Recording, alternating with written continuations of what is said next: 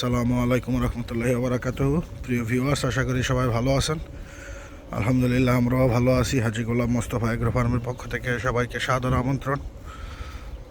আজকে আমরা আপনাদেরকে দেখানোর চেষ্টা করব আমাদের যে হাজী গোলাম মোস্তফা এগ্রো ফার্মের মাছের প্রজেক্ট। তো এখন জাল নিয়ে আসলাম। আজকে মূলত আমরা দেখার চেষ্টা করব যে আমাদের মাছের গ্রোথটা কীরকম আসতেছে এবং আমাদের মাছের সাইজগুলো দেখব কতটুকু কী হয়েছে। আমরা পর্যায়ক্রমে সবসময় এই জিনিসগুলো খুব খেয়াল করি। জাল দিয়ে দেখব যে মাছের শরীরে কোনো ঘাটা আছে কিনা, মাছ কোনো রোগে আক্রান্ত হয়েছে কিনা, বা মাছের গ্রোথটা কীরকম, এটাই মূলত দেখার চেষ্টা করতেছি। আজকে আপনাদেরকেও দেখানোর চেষ্টা করতেছি। দেখা যাক আমাদের মাছের গ্রোথ কীরকম আসছে। আপনারা দেখতে পাচ্ছেন এই যে আমরা এখন জাল দিয়ে মাছ উঠাচ্ছি। দেখা যাক গ্রোথ কী আসে বিষয়। এগুলা আমরা পুকুরে দিছি প্রায় 2 মাসের মতো হয়ে গেছে। যদিও বা এই তেলাপিয়াগুলার সাইজ এখনও ভালো ছোটই আছে। যদি শুধু আমরা এই তেলাপিয়াটা চাষ করতাম তাহলে হয়তোবা 3 মাসের মধ্যে এগুলা প্রায় 800 গ্রাম থেকে 1 কেজি ওয়েট গেইন করত।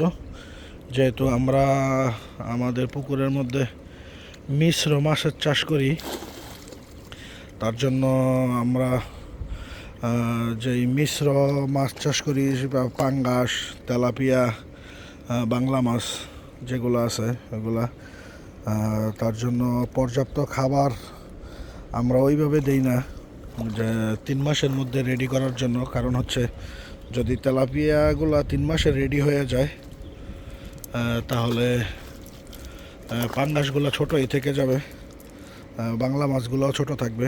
যেহেতু আমরা বিক্রি করব সব একসাথে, তার জন্য ওইভাবেই খাবারটা দেওয়া হয় যেন আমরা একসাথে বিক্রি করতে পারি।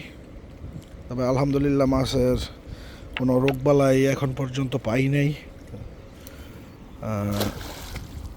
এখন পর্যন্ত আমরা মাছের মধ্যে কোনো রোগে আক্রান্ত হয়েছে মাছ এরকম দেখি নাই। আলহামদুলিল্লাহ আমাদের মাছগুলো ভালো আছে, সাইজও ভালো হয়েছে।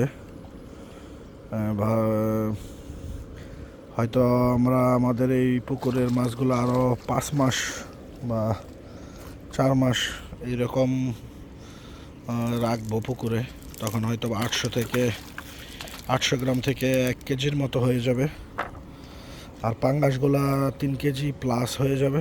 যদিও বা জালের মধ্যে পাঙ্গাস আনতে পারতেছি না, বারবার তেলাপিয়াগুলোই আসতেছে।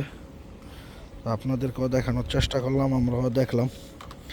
সবাই আমাদের ফার্মের জন্য দোয়া করবেন যেন মহান রাব্বুল আলামিন আমাদের ব্যবসায় বারাকা দান করেন। সবাই ভালো থাকবেন এবং ফার্ম সম্পর্কে কোনো কিছু জানার থাকলে অবশ্যই কমেন্টস করবেন। ইনশাল্লাহ আমরা চেষ্টা করব আপনাদেরকে সঠিক তথ্য দেওয়ার জন্য। আর আমরা আমাদের এই পুকুরের নিচে যেগুলা আমাদের গরুর ঘাসের জমি আছে, ওইদিকে পুকুর পাড়ের মধ্যে আমরা মাসকালাই ফেলে দিছি। হয়তো কিছুদিনের মধ্যে মাসকালাই আসবে।